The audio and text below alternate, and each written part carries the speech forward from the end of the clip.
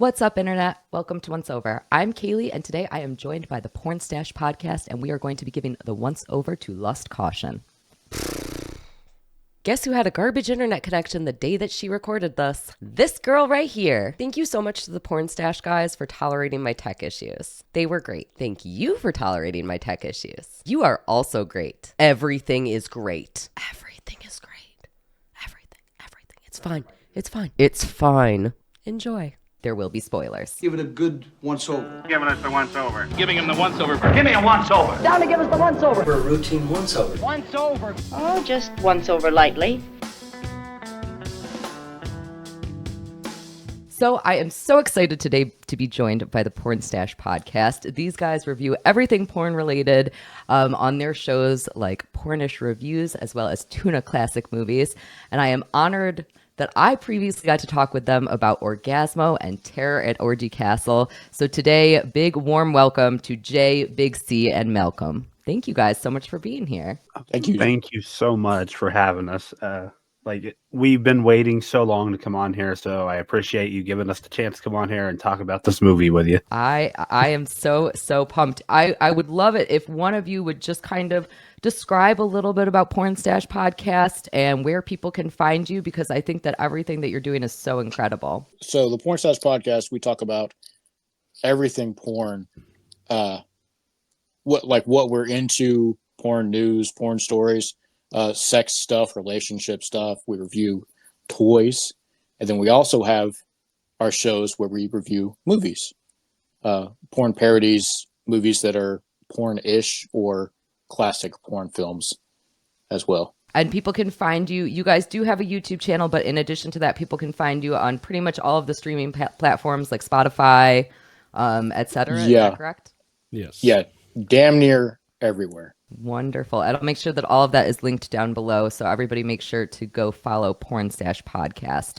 And there is a very specific reason that we are talking about the 2007 movie Lust Caution, directed by Ang Lee today. And that is because when we were all talking about Orgazmo, we were trying to figure out what was the highest grossing NC-17 movie that ever came out. And it turns out that it is Lust Caution. This movie is, like I just mentioned, it was directed by Ang Lee. So I'm curious, have any of you ever seen any Ang Lee films before this one? Yes. Crouching Tiger, Hidden Dragon, and and the Hulk.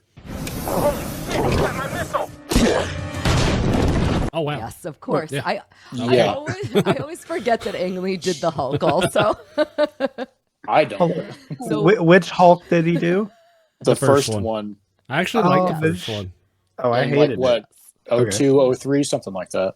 Yeah, I thought that was the best looking Hulk, most cartoon. I liked it. The movie was long and very boring. unique. I fell asleep during the movie, and I woke up and it was still on. So I'm surprised that you guys have not talked about one of his most infamous movies, which actually Lust Caution came out on the tail end of, which is, of course, Brokeback Mountain. Make it on a couple of high-altitude fucks once or twice a year? Oh, I've wow. always- I think that would fall into kind of the porn-ish. Yeah, that makes sense. I've steered clear of that movie. I've never seen it. I wish I knew how to quit you. Not my cup of tea. Not interested. Not interested. I worked at Blockbuster when Brokeback come out, so I watched it at one point. I don't really recall much of it, but yeah, it wasn't my cup of tea. But yeah, I've seen parts of it. It definitely, that's another one with many controversial things. Another very erotic film by Ang Lee. My first introduction to Ang Lee was actually in college. I had seen his movies, The Wedding Banquet and Eat, Drink, Man, Woman. So the first time that I saw Lust Caution was shortly after it came out. It was playing in like a little art house theater in Rochester, where I'm from. And I went and saw it. And of course, this is like an erotic espionage period piece that is rated NC-17, even though we don't see any sex in it until a full hour into the movie. It's an interesting one because it has kind of two distinct timelines that occur that have like this very distinct historical significance, since the movie is set both in Hong Kong in 1938 as well as in Shanghai in 1942. So I'm going to kind of give a little bit of history before we get into the movie, just because I do think that all of that is important, but I'm no history buff. So I am probably going to get at least some of this wrong. Basically, this movie is set during the height of the Sino-Japanese War, which started in 1937. And this war was basically the build-up to World War II when Japan invaded China. In the League of Nations, it's like, no, don't do that. If you're in the League of Nations, you're not supposed to take over the world. And Japan said, how about I do anyway? And Japan did a lot of not great stuff during this war. The thing that was really unique about Hong Kong and the fact that this movie is set partially in Hong Kong is that Hong Kong had actually been declared a neutral zone by the British. So these were effectively two entirely different worlds. We had Shanghai and we had Hong Kong, and they were completely unique universes. Less caution also with the timeline. What's really interesting is that we start out in 1938 and then we move to 1942. But Japan actually invaded Hong Kong in 1941. So this movie is kind of right smack in the middle of those two timelines, which I think is really interesting. We're first introduced to a character played by Tang Wei, and we learn at first that her name is Mrs. Mock. Mrs. Mock is socializing with a whole bunch of rich women, gossiping and comparing who has like the biggest jewelry, and they're playing mahjong.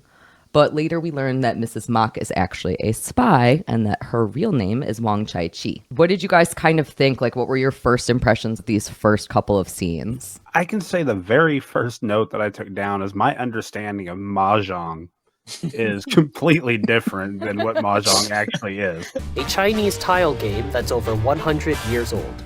It's fast-paced, very competitive, and sometimes involves money.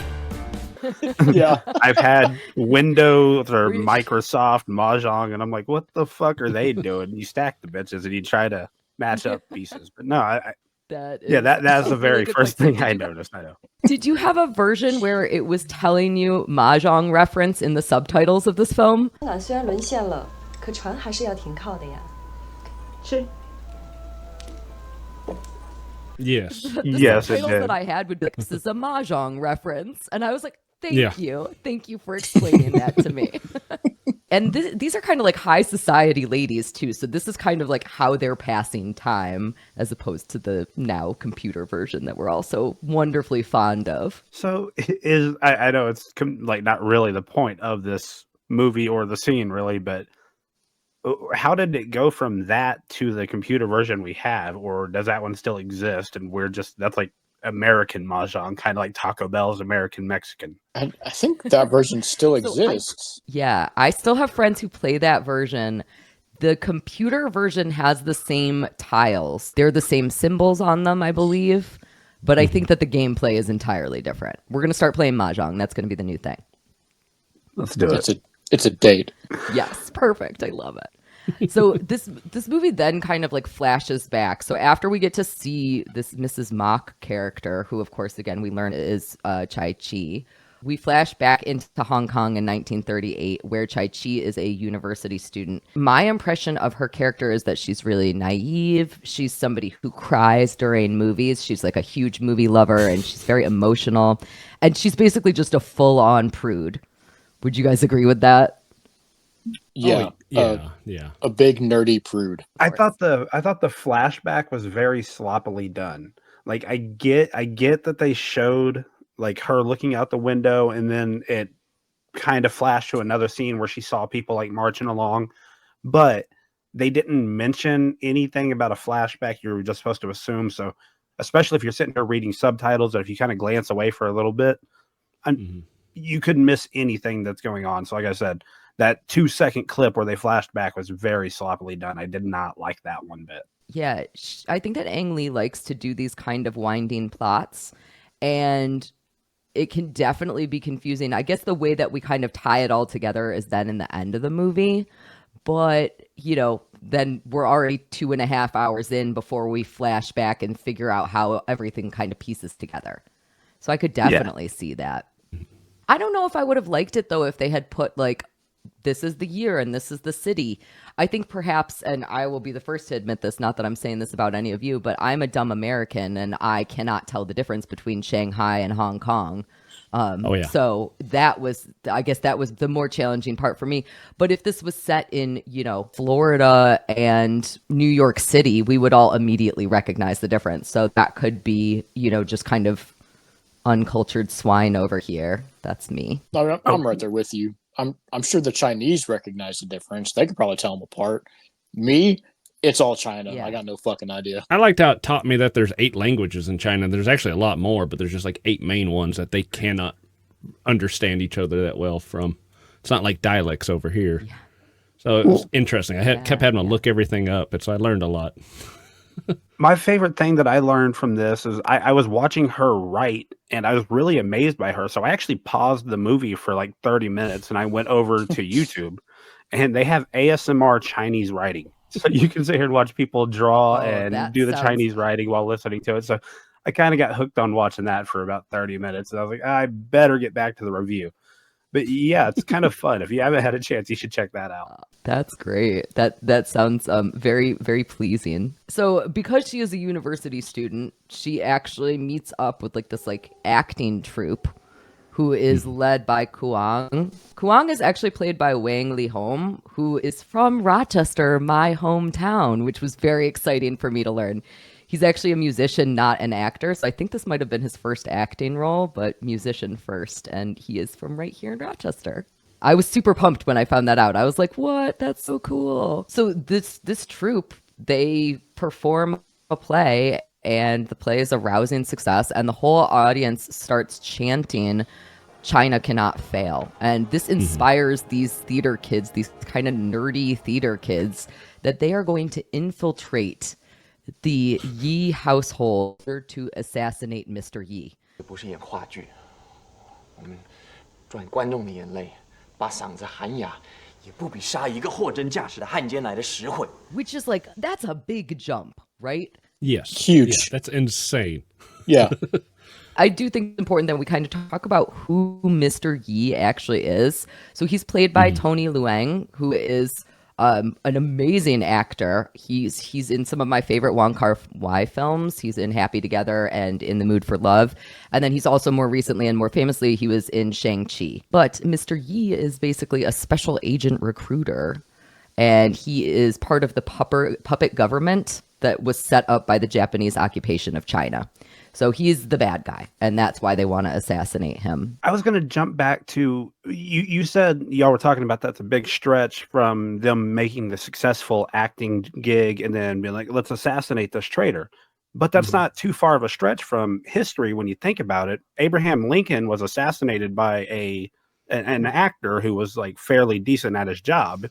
And so their actors are used, they can either get brainwashed or they are used to do stuff for the government in general. But this right here is not really out of the ordinary, in my opinion. That's a really good point. And that is effectively what they do, because Chai-Chi becomes Mrs. Mock. She becomes this fake character, and she uses her acting skills in order to do this infiltration. After Chai-Chi first meets the Yis, I started noticing that she started becoming a little bit more adventurous. And there were 2 places where I really started noticing this. One was in her smoking of cigarettes, and the second was in her use of wearing red lipstick. We get to see this red lipstick on the glasses a whole bunch in the film. Did you guys notice how much that was happening, and any thoughts on it? I did not understand the significance of why they kept showing that. I have no fucking idea. It was definitely a representation of her being this other woman. That's what I kind of got from it. No longer a child, now I'm a woman kind of concept. And I love the use of the matte paintings on the exteriors of this movie. When they would switch the exterior, it kind of looked like a fancy version of how they would do movies in the 30s. It looked hand-painted. That's a really good point. And the movie is stunningly beautiful.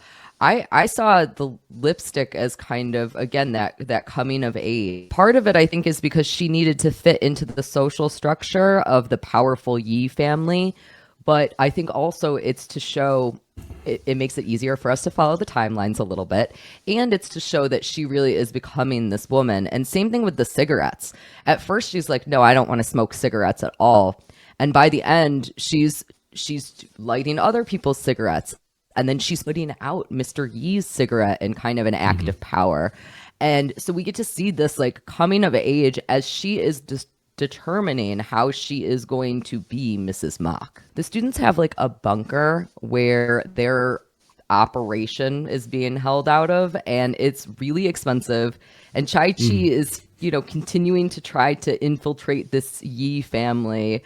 And she started befriending the Yis as Mrs. Mock. But the fact that the assassination is taking so long is starting to kind of wear on all of them. So we get to see their interpersonal relationships during this time, which I thought was really beautiful. And it's really important for us as we get to know Chai-Chi growing into this woman. I got the impression that they were being funded by one guy. Like you mentioned that the money seemed to be taking a toll on them. But it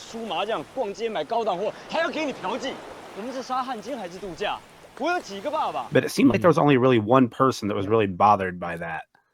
And yeah, it was his dad's money, like his inheritance or something, or his fund money that his dad lets him have. So yeah, he was funding it all, and he only got to play the driver of all things. Okay, Yeah, he wasn't the one that actually slept with her. I think he was, wasn't he? Yeah, I was going to say. I believe that it's Liang. Yeah, so I kind of feel like they used him like perks his eventually. money. Well, plus he got to go inside the whorehouse too. Hence why he is the most experienced one. Yeah, so why is he bitching? He sure why is he bitching? No one else is fucking. He's fucking this bitch all the time. And he's sitting there whining. At that point, he wasn't fucking yet. He didn't even know he was going to get to fuck at that point Right. yet. We had to lure him in. We have to play more mahjong before we can get there. And in all honesty, yeah, he got to have like married correct. sex with someone who wasn't his wife. She was not interested. He's just trying all he can. It's like, yeah. This is, again, the coming of age of Chai-Chi, and it's a challenge because as she becomes more and more friendly with Mr. Yi, it becomes clear that he is going to try to have sex with her. But he can't have sex with her and find out that she's a virgin because she's supposed to be married, which means that Liang has to have sex with her because, again, he's the only one who's experienced because he's been to a whorehouse.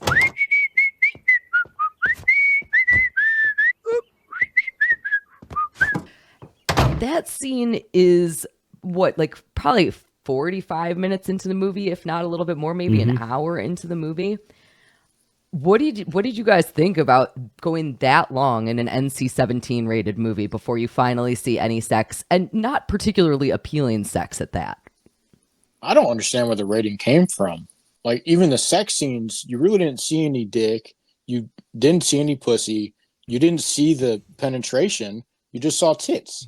Like, and I get if you pause at the right time, you see a couple ball sacks. Buffalo Soldier in the heart of America. I ball see sack. a lot of balls. Okay. I see a lot of balls. And I think there was some ball nibbling actually for like half a second, if I do recall. Was there? Yeah, that's just a little bit, a twinge. I did say that I thought this might qualify as one of the most awkward sex scenes in a movie ever. The very first time they fucked was just so weird, but at the same time, it felt so familiar. Like, I don't know. I'm picturing. I'm going back 30 something or almost 30 years in life, going, "Holy shit, I remember that." Or I guess 20 years of life. Yeah, I ain't that fucking old yet. But for someone that's supposed to be some sex expert, he seems like he doesn't know what the fuck he's doing. Because he didn't. It all was they one said was- time before. Yeah, he was 100% more than what they whorehouse. knew. Most experienced of them.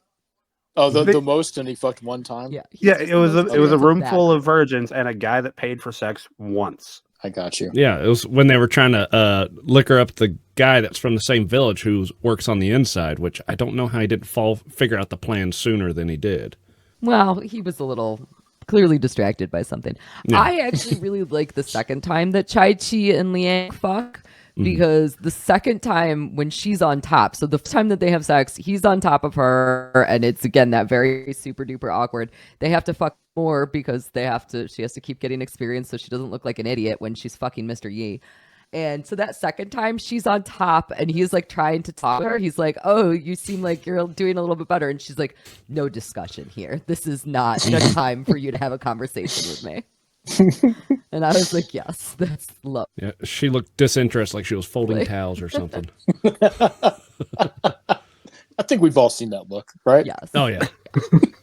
She was doing it for her country. She was doing it for her country. She was just, that was true loyalty right there. What did you guys think about, okay, so Malcolm, what did you think about her relationship specifically with Kuang? Like, did you see their flirtatious behavior between the two of them? It was interesting. They show like she gives a look at him like a little girl looking at a crush. I mean, then they really don't even touch it till way too late at the end of the movie, when they actually kind of create it like, oh, here's some problems. Yeah. I would like to have seen more of that throughout the movie, where she was kind of like stuck in between. Stuck in between the two. I like, so at the end of the movie, when there is finally something between them, we do get to experience a little bit. So he kisses her. Kuang kisses her and she pushes him away. And she's like, you know, you could have assassinated Mr. Yi sooner. Why didn't you? Why did I have to go through all this crap? So I kind of liked that their relationship waited and, you know, didn't go anywhere, I guess. I'd like to have seen her actually go with him instead of the other guy. Yeah, the other guy had slept with one dude, but those two could have made that a lot more meaningful and the sex scenes a lot better, in my opinion, at that point. Because, as you said, that second sex scene where she's riding was pretty fun, was entertaining, wasn't a good sex scene. If it had been those two, I think it could have been a more meaningful sex scene, but I don't think it would have. I don't know how it would have added to the story, but I think it would have made those better. Yeah, but the way it did add to the story, because now by the time she gets to the real fucking, it's a big comparison. So no wonder she falls in love with him once she's actually had real experience versus what this guy was doing before. That's a very good point. So the way that we actually get to her fucking Mr. Yi, which does take quite a long time, is we actually get to see an entire death before any of that happens. So the first thing that happens after she has sex with Liang, Mr. Yi is like, okay, I'm going to leave. He's like, I'm going back to Shanghai. And all of the students have to disband because now, you know, we've had all this fun sex and everything is garbage. And now we assassinate Mr. Yi because he's going to Shanghai. But before they fully pack up their little, a former subordinate of Mr. Yi shows up and says that he's aware of all of their plans. And Kuang stabs the shit out of him, and so does Liang. And kind of all of them get a little bit of a piece. That fight got brutal. Like, I swear they were throwing real punches on that one. It'll remind me of an awful movie that I snuck into the theater to see. Everyone taking a stab, and it was Snoop Dogg's Bones. That was one of the many scenes. That scene, the death of the subordinate, is one of the many scenes that was censored in mainland China. They ended up having to cut it down to just one knife stab, and did not get to include that crazy neck snap, which is insane. That's a shame because I think everybody deserved to see that scene. Yeah, the one stab, it takes away from the entire scene. Yeah. Because I should have counted, but he stabbed him like 100 times, you know? Front, back, all over the place. And I was hoping with the neck snap, it's like he doesn't know how to do that. It'd be hilarious if he thought he did. He starts walking away, and he starts crawling again. It's like, not again. Like the crawler zombies from Call of Duty. Yeah, or the cow scene from Me, Myself, and Irene. Just keep shooting the fucking thing. No, they kept stabbing him, and I just immediately thought of Scary Movie 2. Do you remember or hell, it may be the first one actually, but they're in the theater and she won't stop talking. So they just keep stabbing the shit out of her. And everybody keeps taking the knife and stabbing her, and then the next person stabs her. I know it's not a comedy, but that's where my fucking head went. I'm sorry. Slightly more emotional version of that. This moves us into 1942, and Chang-Chi goes actually to the movies. So speaking of being at the movies, but she learns that in, you know, Shanghai, all the movies are completely ruined by Japanese propaganda. And so this is probably pretty devastating to Chai-Chi. And I think that is important to her character, again, as she continues to grow. But since it's a few years later, she has not seen Kuang since they all disbanded, and she ends up bumping into him. and he explains that Mr. Yi got a promotion and now he is the head of the secret police under the puppet government, and he's responsible for torturing and executing any resistance members. 有任务在身，我们那件事还没有结束。新义的现在掌控汪精卫的特务机关。 So basically, he's even more of a threat to China than he previously was. Kuang asks her if she wants to help with a new assassination operation, which is very exciting. But now they're much more streamlined. So when they were university students, they were kind of like, we have no idea what we're doing.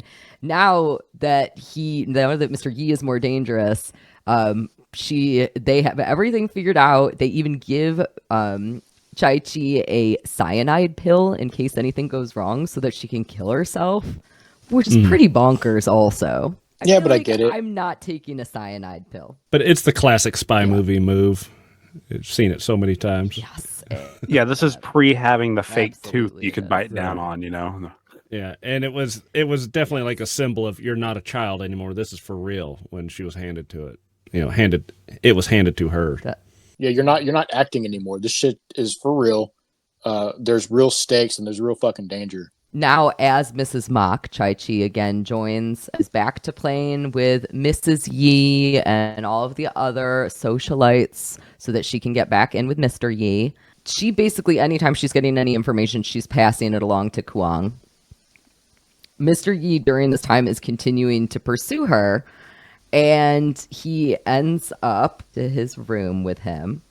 He offers her a cigarette, but instead of taking the cigarette, she actually puts his cigarette out, which again, like, power move, babe. That's pretty crazy. I would not be that ballsy around him. He didn't seem happy about it. No. He brought his work life Not home. even a little bit.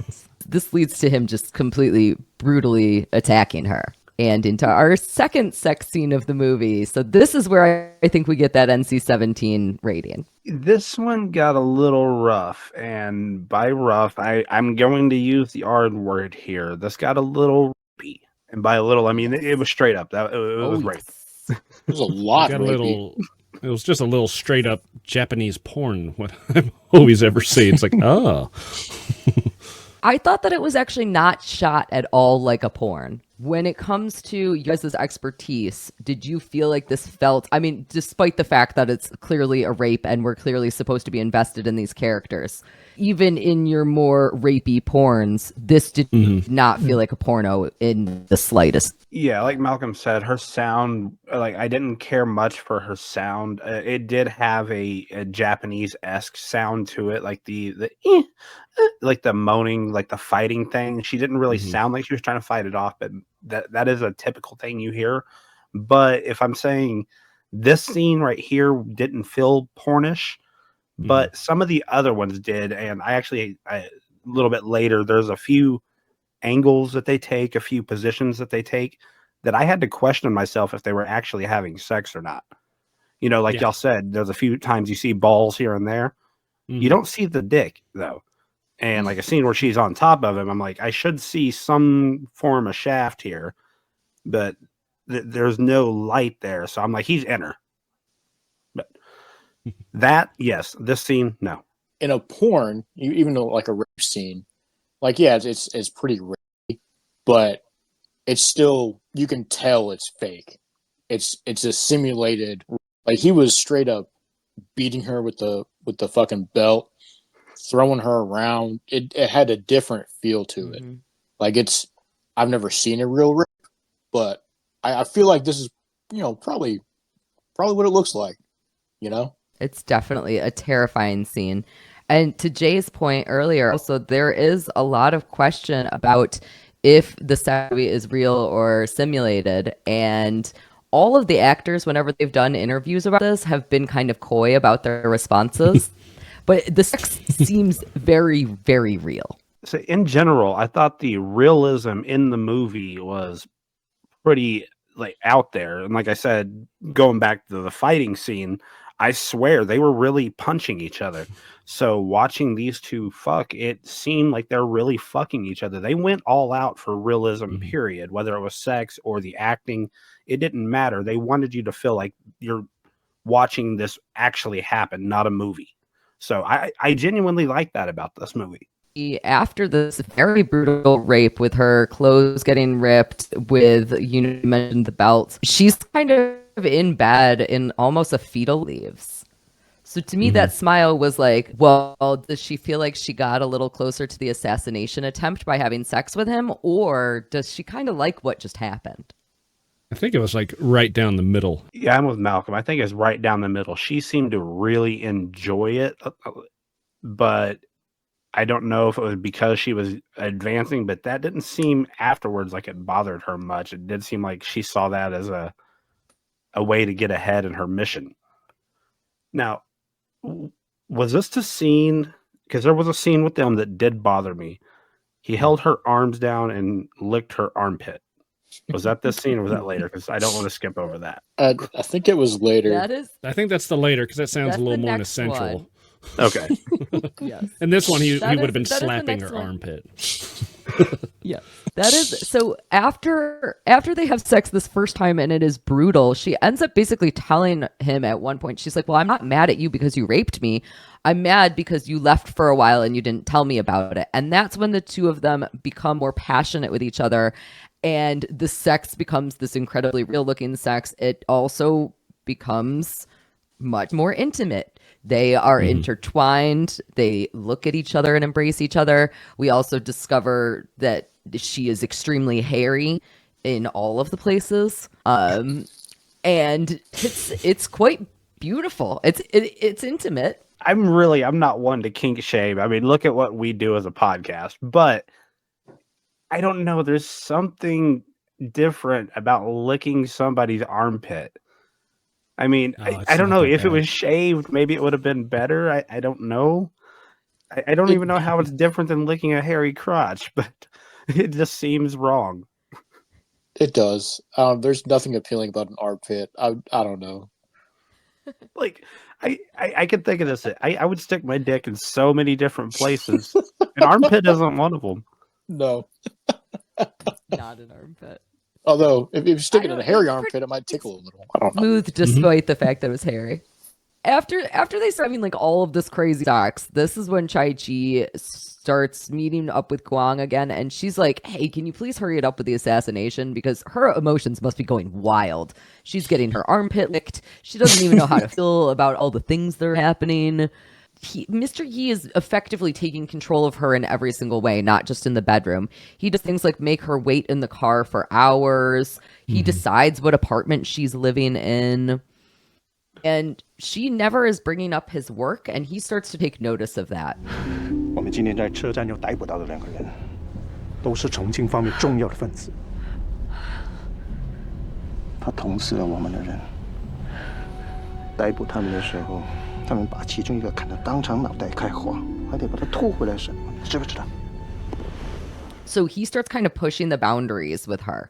So again, they're becoming more and more intimate, and he starts explaining like the interrogations and beatings that they're performing, all while he's like very sexually grabbing and accosting her. And that leads into yet another sex scene. I'm not gonna lie, I found that a little hot when he was telling her about that stuff. And... Oh, but the armpit's too far. You know? Yeah, he wasn't fingering her armpit in this scene, so fuck off, right? I smashed his skull open. Let me touch your armpit. Ew. Everybody's got to have their limit, right? So in that next scene, we do get to see a little bit more. And again, maybe it's because they are having all these sexy talks about the beatings and stuff.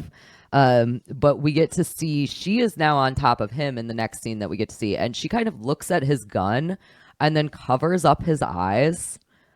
And so she's taking control of that sex scene. And you're thinking to yourself, like, oh my gosh, is she about to assassinate him? Or is this like our moment? But he gets very excited about that. He starts like pepping up. And it seems like they both like danger a little bit, which is a perfectly lovely kink to have. This scene was actually really fucking hot for a non-pornographic movie. I mean, this is, compare it to like Terror at Orgy Castle when we watched that. This is 10 times more pornographic than that movie was.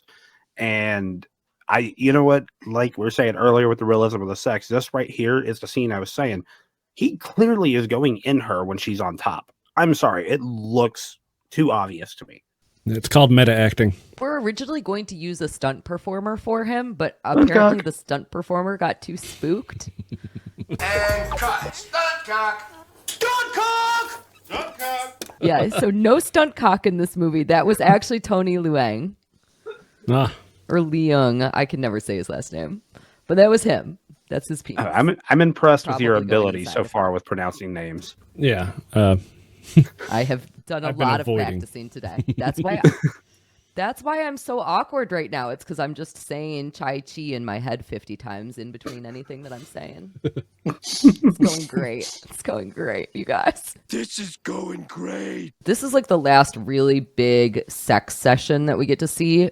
And she actually cries after this little sexual tryst here. Mm-hmm. So I didn't really know how to feel about that because, again, I don't know if that's her developing more emotions towards him or if it's sadness that she didn't grab that gun and just kill him so that it was over. Maybe guilt because she is aware that he is torturing the people she's working with. I mean, he talks about it and she's catching feelings, and the fact that she won't kill him, it's like, it's so complicated. She's not a very good spy. Yeah, she's definitely letting the dick take over for her. Like she's forgotten why she's there. She's supposed to be killing this guy, but she's fallen in love with him. And like Malcolm said, I'm pretty sure at this point that he has her buddies somewhere basically being tortured, and she's riding his dick. Mm-hmm. So yeah, the crying could be many things. Yeah. We then get to see Mr. Yi summon her to the Japanese district for official business. And she thinks that the reason that she's being summoned is so that he can see if she's going to make a good whore, basically, like if she's going to be a good geisha. She sings the Japanese song. And that's the first time that we ever get to see him really being emotional because he is a manly man. He is all man in this movie. She's the naive little girl who is coming into her own. And he is the evil, political, manly man. Those are the words I have for that. I guess this goes back to the culture, us being basically cultural retards, and apparently there you can't go. speak. Yeah. But her singing, he's over here crying, and I'm like, Jesus Christ, I'm so annoyed right now. Shut the fuck up. I was just feeling bad for the hostess that she has to get on her knees every time she opens one of those little paper doors and bow every time. Step outside, re-bow, shut the door, get up, see someone else, bow again. It's just constant. Her knees. Fuck that. I actually implemented that at my house after I watched this. I ain't going. You open a door, you better fucking bow. You want to shut it? Bow. Kids, everybody. I don't care. You want to lift the toilet seat? Bow at that motherfucker. Ugh. It's important to have an authority structure. Well, I just want my kids to, be cultured. Mm-hmm. Yes, of course. That's it. You can show them this movie. That will surely teach them about culture. And I have Totally a note that's at the 1 hour and 37 minute when Wong is waiting for him to show up. Who knows? She was just waiting at the house. She looks out, and there's a white, fluffy dog.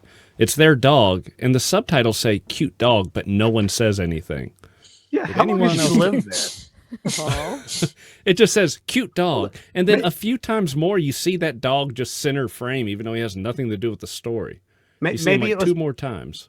Maybe it's one of those deals like when they're advertising when they're in a new city that they were just letting you know that was the dog's name. Yeah, that's why I feel like the subtitle guy just couldn't help it. It's like, oh, cute dog. I'll write that in there. Because no one's talking. I played it back a few times. I was so annoyed. They told us all those notes about this is related to Mahjong. This is related to Mahjong. Now we're getting the cute dog notes. But they didn't tell me any of the lyrics to the song that she was just singing in Japanese, which I think would have possibly been useful for me to know. Like, I think they told you, like, the last line of subtitles, at least in the version that I watched. But the entire beginning half of that song, I was like, well, maybe she's saying important words. I don't know. I think it's because one of them, maybe him, says he likes the music even though he doesn't understand it. It sounds like they're crying. So maybe it's for us to experience the song the way he sees it. So the one I watched that had the subtitles for the song that she sang, I didn't glean anything extra from it. It was a bunch of fucking nonsense. I don't know. Did you say that he said he liked it because it sounded like they were crying? Is that why he likes the way she was singing? Oh. Well, I'm just saying because that would... Yeah, because, I mean, he's already done a little rapey scene. She's been crying. He clearly... He's into duck cryphilia that we learned from listening to the other day. Yeah. People who are sexually attracted by a person crying. Yeah, tears, sadness. Interesting. Which would explain a lot of things about this guy. That would explain his career moves. That would explain his sexual. He tortures people. Yeah. He tortures a set. Yeah, this guy loves seeing people cry.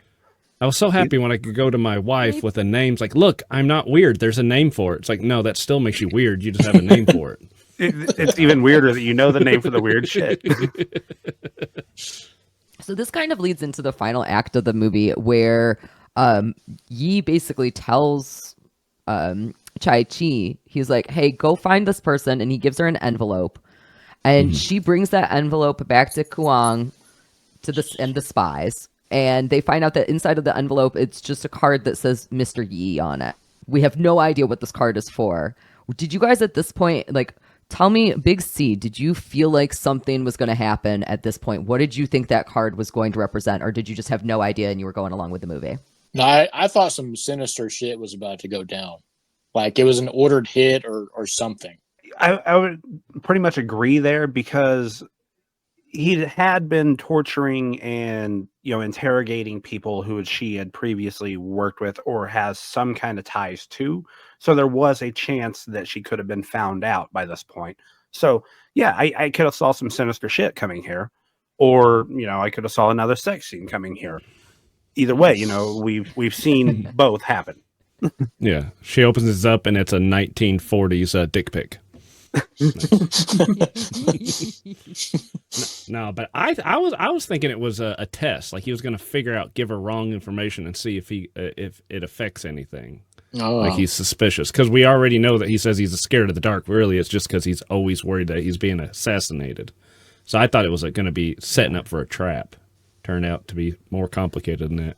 Yeah, I thought for sure that it was going to be a trap as well. Why would you just give a card that says your name on it? You could have just told her to write your name on a card.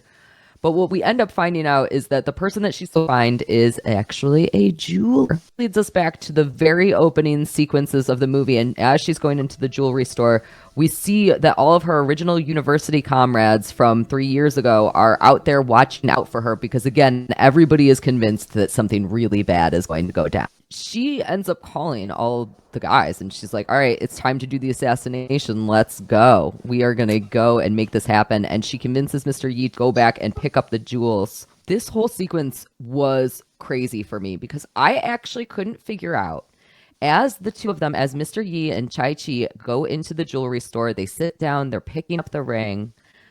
And I couldn't figure out if she was more in love with him, more in love with sex, or more in love with the jewelry. But whatever she is so in love with, she ends up telling him before they can assassinate him. She whispers,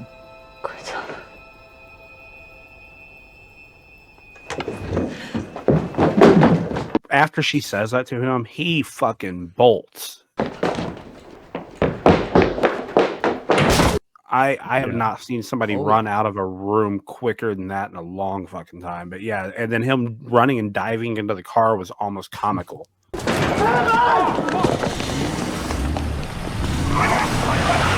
I wish they would have just had the window down and he had to go in through the window. You could tell he ran like, oh shit, it happened again. Fuck. Why do I keep doing this? So much better if he had to slide across the hood and jump in the other side, It almost looked sped up. He was moving so fast, but it wasn't. Yeah, it really does. That is like an epic moment. So that is another thing that actually got censored in mainland China. In mainland China, that line, she tells him in most versions of this movie, go now. So she is protecting him. In mainland China, the version actually says, let's go, because they have to make it seem like she's making both of them escape, not like she's only protecting him. Oh, that way she's not. That way she's not disloyal to China. I get it. I see. Yeah, that's a fun one. That's a fun change. But I just think that him jumping in the car scene is epic. And this leads her, now she's just, okay, she's got this beautiful, gorgeous 6-carat pink ring. And she has to take a rickshaw, but her rickshaw ends up getting stopped by authorities. So she ends up taking out the cyanide pill from earlier. And I had no idea. Malcolm, did you think she was going to take it at this point? Yeah, I thought so. And then I heard her name and I thought it was one of the soldiers at the checkpoint. I like how they did that transition, how it's switching to him being debriefed on who she is. 一会儿大学生，一共6个，以前在香港办过一个爱国话剧社，那个女的叫王佳芝，在港大演话剧还上过报。领头的姓邝，我们跟踪她一段时间了。I thought that was pretty cool. I didn't even really ask about this. Jay, did you feel like at any point that there were like her allure to the jewels is kind of what made her save him? Or was that just entirely me? I think the jewel was the what's the phrase? The straw that broke the camel's back.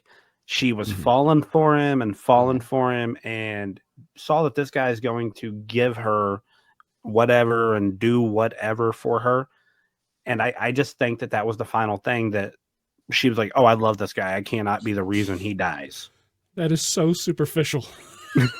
Oh, it's a big ass rock. I love you. Well, diamonds are forever. Their relationship is not. Their relationship will end very soon, in fact. But we will continue getting to see what happens to the ring.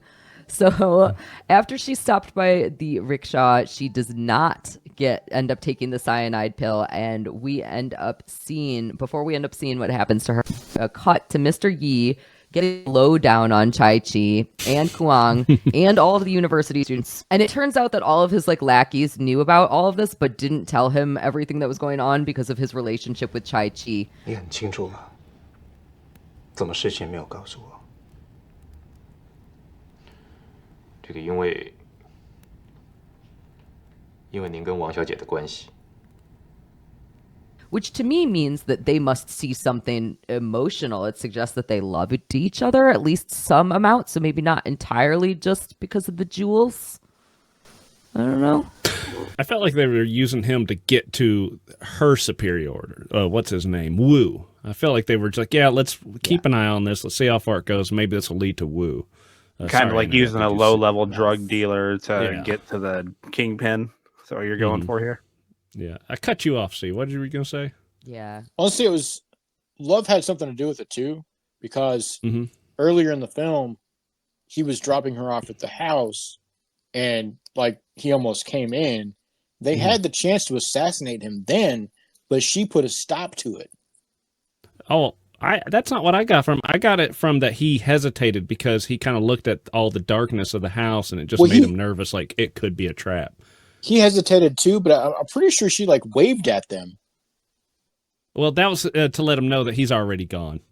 Yeah, because there was a little foray. Once you go in the front door, there's a foray, and then she enters another door. A lot of old houses had that, so you don't let the cold out or cold. He didn't go in because he made mention that he was scared of dark places at one point. So I'm just retarded. Okay, I got you. No. You're not just retarded. There's more things wrong with you than that. So this is the lackey at this point, gives Mr. Yi this big, beautiful ring. So the ring, again, has survived through all of this. 你的钻戒不是我的。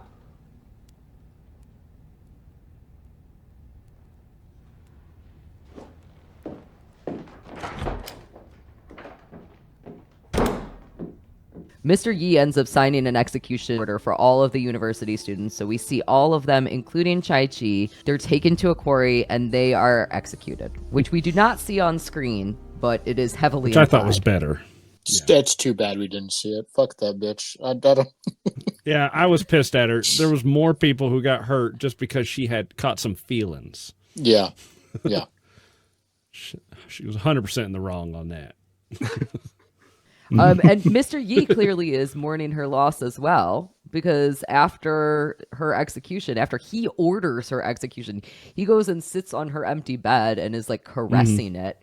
And his wife is like, hey, where'd she go? And he's basically like, oh, just don't worry about it. Just pretend like nothing happened. And then that last shot of the film is that empty bed. I felt like I got the hint that the wife knew what was up. Like it's almost like something she just lets happen. Yeah, that's a side piece.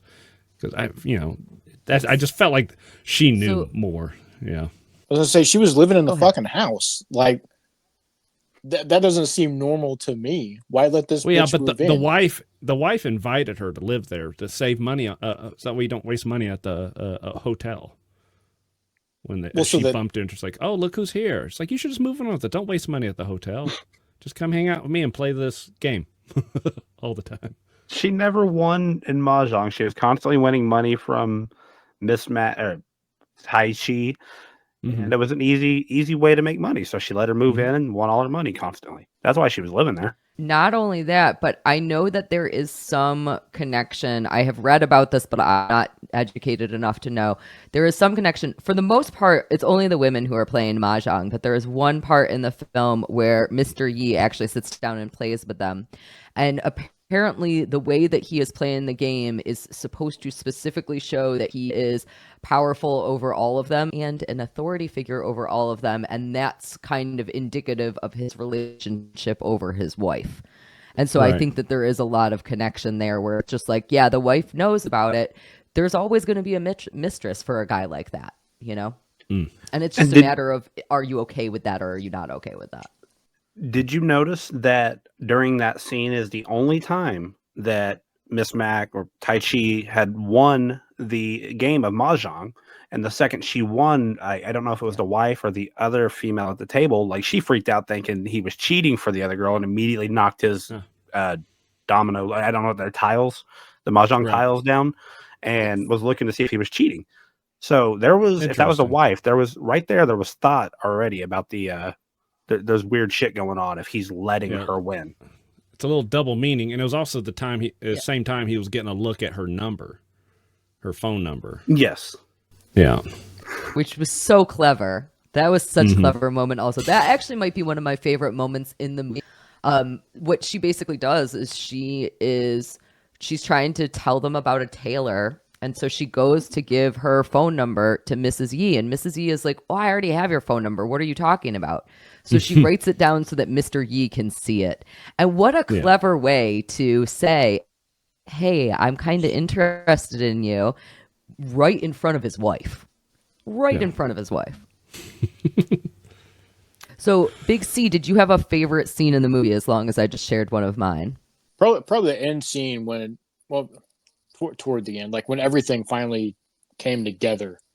Because you see the scene of her in the coffee shop before everything pops off. It's like finally realizing what that was, and then all the plan coming to fruition and her, fucking everything up. As much as it pissed me off, yeah, that was probably the best part of the movie. As I was saying earlier, the realism of the movie is my favorite part about it. So not going to go for the sex scene. I really, really enjoyed that fight scene when they stabbed him, they hit him. It even got a little comical at the end when that last guy had to get, like, he ran up and grabbed the knife. He's already bleeding out. Dude's stumbling. You had one other guy just run up and stab him for no reason. It was funny, but it was realistic.